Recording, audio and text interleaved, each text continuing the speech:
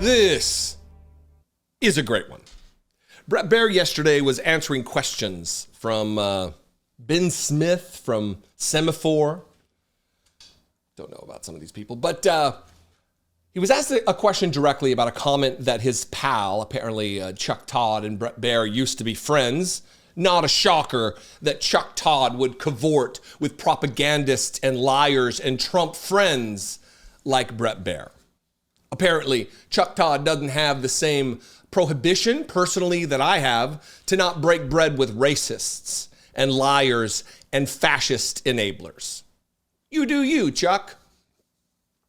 But he was asked about comments that Chuck Todd made that thinking Bret Baier was more interested in journalism than he actually is.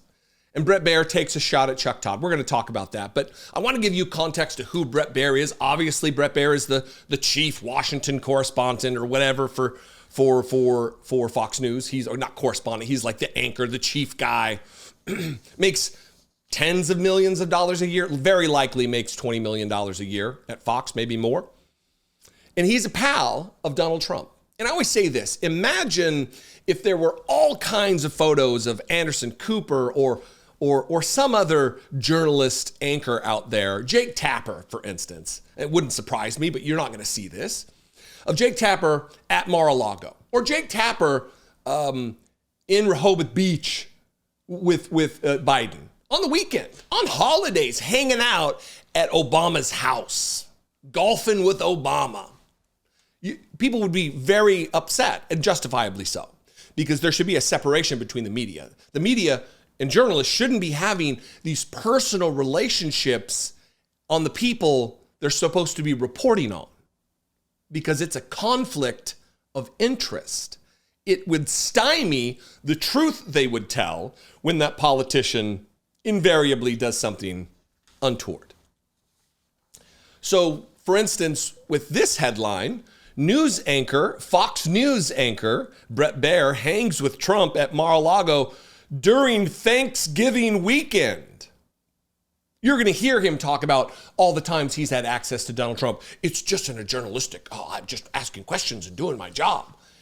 Were you doing your job for Fox News, Bret Baier, when you were hanging out over Thanksgiving with Donald Trump at Mar-a-Lago? Or how about this one, where you're golfing with the president and his, at the time, chief of staff, Mick Mulvaney? Were those also just journalistic outlets? You have to, look, I gotta go and hang out for the weekend. That's how journalism gets done, says Bret Baier. Huh? He's like a Minecraft character with that fucking square noggin of his. So here's the clip. Notice the snark and him not actually answering the question and him diverting attention and recalibrating the reality about the time that he spends with Donald Trump personally, as though it's all for work and all in the spirit of journalism. Watch this. And you take a fair amount of heat for this. Chuck Todd, I think ex-friend of yours, said, I thought he really actually cared about being a journalist first and wanting to walk that line, and now he just wants to have tea time with the president. Yeah, that's interesting. I don't know. I don't know what promoted Chuck to do that. I have an interview to do with the UK Prime Minister today, so, I don't know what he's doing. But I think my focus is, what I said, covering the news. If I have off-the-record conversations and moments with President Trump, I think that any journalist would want to get in his mind of what's next. The things are going a million miles an hour, and just to have a perspective off the record. So I don't think that that's true. As I said, we've covered a lot of things that we were first on. I mean, the cognitive questions about President Biden. We were told that we were running cheap fake videos, and it was all attack. And then suddenly now there's an effort to rewrite history. Do you want to apologize for that? Yeah, no, there was no. Yeah. But COVID, you go to the Wuhan lab, you go to all these things that we were a conspiracy theory, and we were attacked in the media who covered media. And a year later, those people. And a year later, it turns out to be we were leading the way. So over time, the audience has come to trust. When we have big events, we're the most watched. Breaking news, we're the most watched. And I think that trust is important. Hey, dipshit, your network paid $787 million in a settlement because of the lies, because of the conspiracies, because of the defamation surrounding the 2020 election being stolen.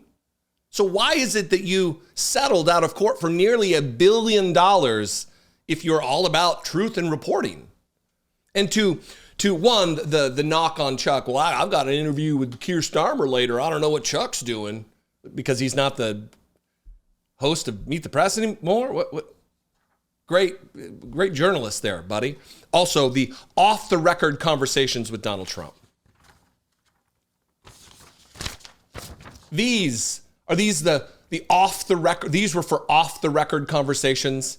You have to go golfing to get the off-the-record conversations. Oh, you have to go golfing to get the off-the-record conversations, huh, Bret? You have to attend Thanksgiving at Mar-a-Lago with Donald Trump. There's no way to get off-the-record conversation. No other journalist. How do you think Jake Tapper does his reporting?